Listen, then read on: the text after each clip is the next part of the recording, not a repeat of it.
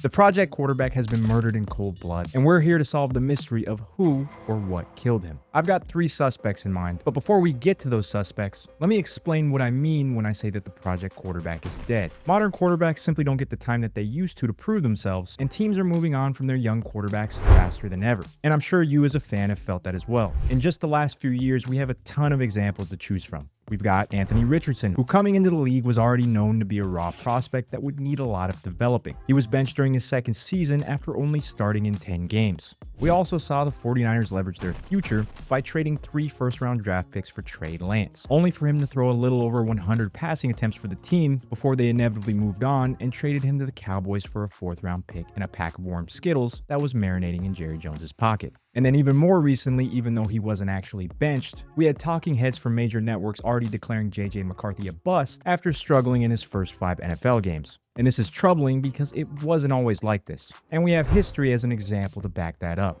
A perfect example of how patient teams used to be is Terry Bradshaw. He was drafted in 1970 as the first overall pick, and in his first season, he threw 6 touchdowns and 24 interceptions with a 38% completion rating. If that happened today, Terry Bradshaw would have been delivering for Uber Eats before the end of his rookie season, and the internet, of course, would have made him the face of countless memes. And by the way, Terry wasn't some sort of weird exception. Troy Aikman went 0-11 during his rookie year. He only completed 52% of his passes, and he threw 9 touchdowns against 18 interceptions. Peyton Manning threw 28 interceptions in his first NFL season and set a rookie record for picks. The Colts went 3-13, and I think it's safe to say that if that happened today, half the Colts fan base would be screaming that the backup should take over. You may be saying to yourself, but Troy, those 3 Hall of Famers obviously got more time given to them because their teams saw the potential that they had. But that just isn't true. Joey Harrington started 55 games for the Lions despite playing below average for the duration of his time there. David Carr, another former first overall pick, started 75 games for the Texans before they finally moved on and everybody labeled him a bust. CBS Sports actually did a study on this as well, and the numbers are insane. In the 2000s, first-round quarterbacks averaged 81 starts for their original team, and by the 2010s, that number dropped to just 52 starts. On average, that's 30 fewer games to prove yourself. And according to Warren Sharp, since 2011, only 39% of first-round quarterbacks have signed a second contract with the team that drafted them. A young quarterback used to be an investment. It was a multi-year bet on potential. Now in today's game, it seems like he's just a lottery ticket. And if you don't hit by year 2 or year 3, teams decide to throw that lotto ticket into the trash and try again. Things have obviously changed, which brings us to suspect number 1 of our murder mystery, the 2011 collective bargaining agreement. Before 2011, drafting a quarterback in the top 5 wasn't just a football decision. It was a massive financial investment. Players coming into the league could negotiate their contracts and get paid based purely on potential. There was no cap on what a rookie can make, so every year, the top picks would hold out longer and longer, squeezing teams for more and more money, and of course, they were all trying to get more money than the players in the previous draft. So as you might have guessed, rookie contracts, especially for incoming quarterbacks, inflated at a rapid pace. Jamarcus Russell went first overall in the 2007 draft, and he got $32 million guaranteed. Just 2 years later, Matthew Stafford got $41.7 million guaranteed.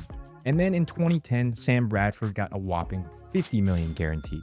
None of these guys had thrown a single pass in the NFL yet, and the market for unproven quarterbacks was spiraling out of control. This was obviously a huge reason for why teams felt like they had to stick with their quarterback for longer, even at the detriment of their franchise. When someone like Jamarcus Russell clearly wasn't the answer, the Raiders couldn't just cut him, because when they finally did, they had to eat almost $18 million in dead cap, which at the time was a significant portion of the cap itself. Teams weren't being patient because they believed in development, they were being patient because they literally could not afford to give up in some of these cases. Before we get to the rest of the video, here's a quick word from today's sponsor. Look at this absolute disaster of a human. He knows that he should make a doctor's appointment, but he's afraid of a phone call. It's not just the phone call, it's the receptionist who I have to tell that I haven't been to the doctor in 13 years. As soon as I say that, I'm pretty sure they have to send me to prison. I think I'm actually just going to change my name to Miguel and start a new life. Okay, relax, Miguel. You don't actually need a new identity. All you really need to do is use ZocDoc, which happens to be the sponsor of today's video. What's ZocDoc?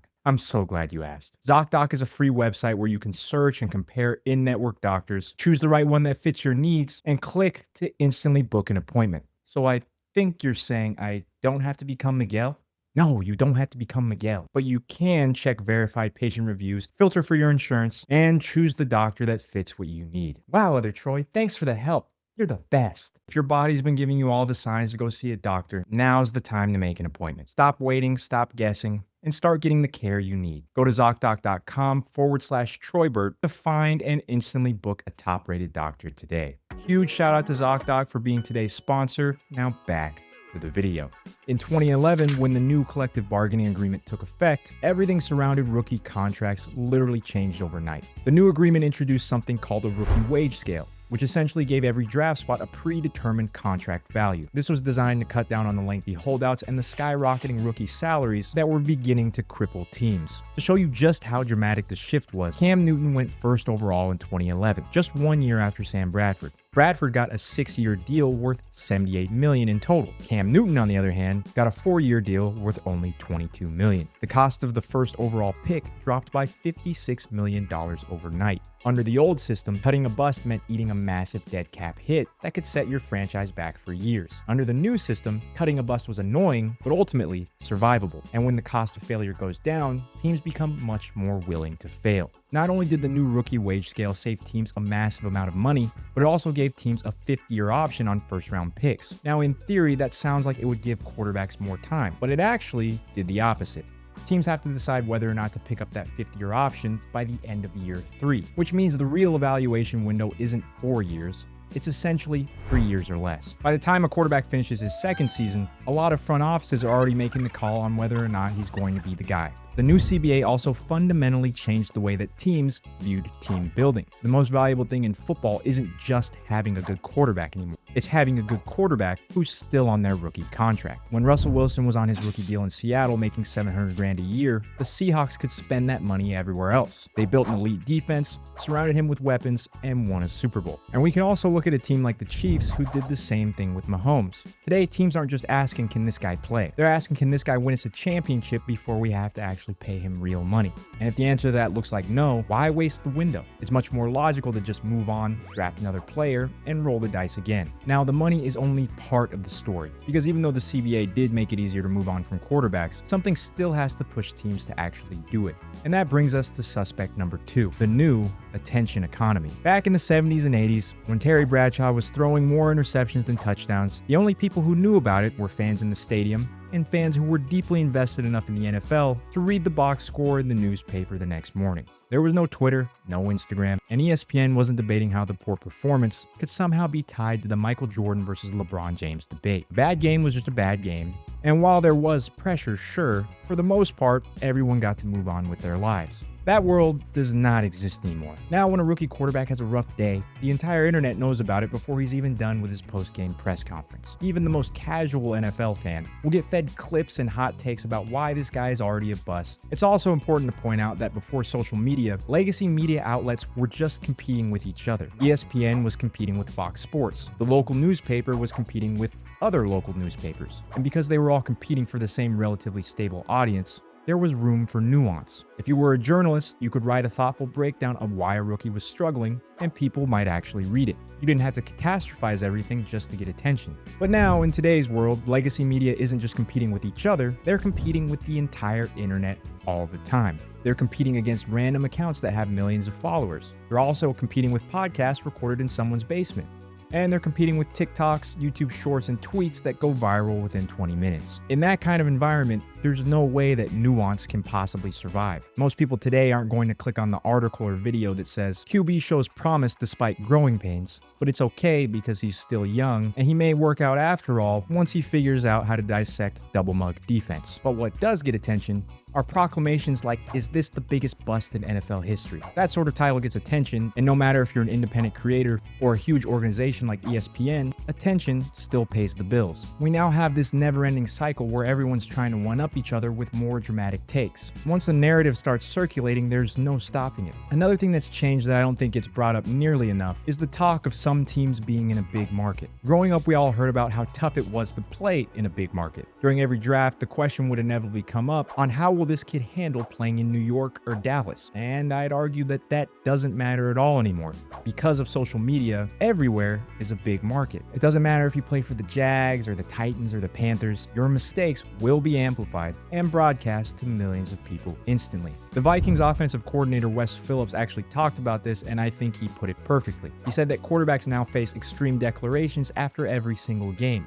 One week you're the next great thing, and the next week you're a cautionary tale. The evaluation of quarterbacks is happening in the public in real time with millions of people participating. When you combine the media pressure with the financial freedom of the 2011 CBA, you get a situation where teams are incentivized to move on fast and are punished for being patient. But, of course, the media pressure alone isn't enough to explain everything. There's still one more suspect, and I think this one might be the most damaging of them all. I'm talking about warped expectations. There used to be an understanding in the NFL that rookie quarterbacks would struggle. You draft a guy, you let him learn the speed of the game, and you accept that he's going to make a lot of mistakes, but fundamentally, you have to give him the time to figure it out and see what you have. And that understanding seems to be gone. I think a big reason for that is quarterbacks who have come in and succeed early, like Patrick Mahomes. Patrick won MVP in his second season, which was his first season ever taking snaps as an NFL starter. Suddenly, every team in the league looked at their quarterback situation and thought, we need to find our own Patrick Mahomes. We don't want a guy who could maybe be great in 5 or 6 years. We need a guy who could be great right now. CJ Stroud also came in as a rookie and took the Texans to the divisional round. He was another example of a quarterback who came fresh out of the box, ready to play without needing any real adjustment period. And even though both of those guys are clearly huge outliers, for better or for worse, they've become the new baseline for what a young quarterback should look like. The best way I can frame this is imagine that you started dating someone new, and she tells you her last boyfriend was a Navy SEAL who started his own company and sold it for $30 million.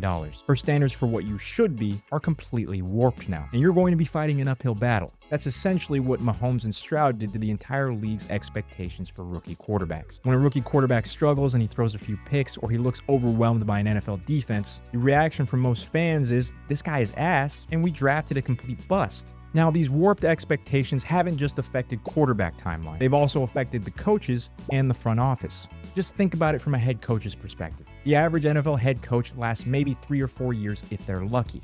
If you draft a quarterback and then you start to see him play and you realize this guy needs 3 or 4 years to develop, you're basically betting your entire career that you'll still be employed by the time this guy figures it out. A lot of coaches and GMs aren't willing to make that bet, rightfully so. Even if you believe in the guy and you think that he has all the tools, sometimes the math just doesn't work out. You need results now, or you're going to get fired and the next head coach is going to be the one that benefits from the time you took to develop this young quarterback. So what do you do if you're a coach or GM and your quarterback isn't showing enough early? Obviously, you start thinking about moving on. In today's NFL, there's no incentive structure for patience. Everybody involved from top to bottom is fighting for their job. And unfortunately, this timeline has nothing to do with how long it actually takes to develop a quarterback. The entire timeline is based on job security. In just the last few years, we've seen proof that this impatience is definitely costing teams. Just look at Sam Darnold. The Jets gave up on him after 3 years and decided he wasn't the guy and they moved on. Now he's having a great year in Seattle after proving himself in Minnesota last year. Baker Mayfield is more of the same. He got ran out of Cleveland, he bounced around the league for a little while, and now he's a legitimate starter in Tampa Bay. And then there's Daniel Jones, who got cut by the Giants. Everyone and their mom wrote him off,